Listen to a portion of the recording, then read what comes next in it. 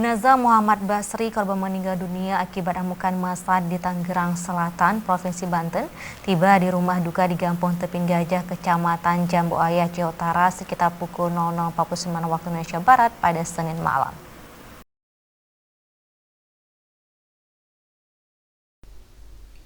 Setelah 3 malam 2 hari melakukan perjalanan darat dari Pulau Jawa, rombongan pengantar jenazah dari Persatuan Aceh Serantau di Jakarta tiba di Aceh Utara.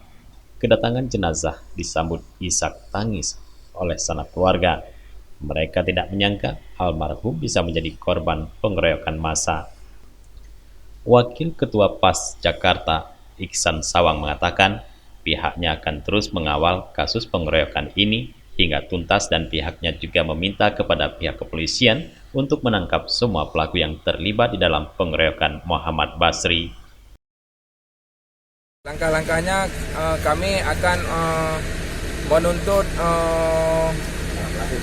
para pelaku dan para Kapolri harus menindaklanjuti kasus ini sampai tuntas.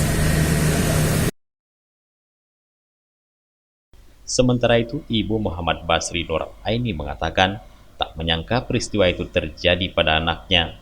Padahal, selama ini anaknya itu dikenal penurut dan baik. Nur Aini menjelaskan bahwa dirinya mendapatkan kabar tentang meninggal anaknya melalui adiknya yang bernama Saiful, juga bekerja di salah satu perusahaan kargo di kawasan Tangerang, Jakarta. Dari Aceh Utara, Tim Liputan Aceh TV melaporkan.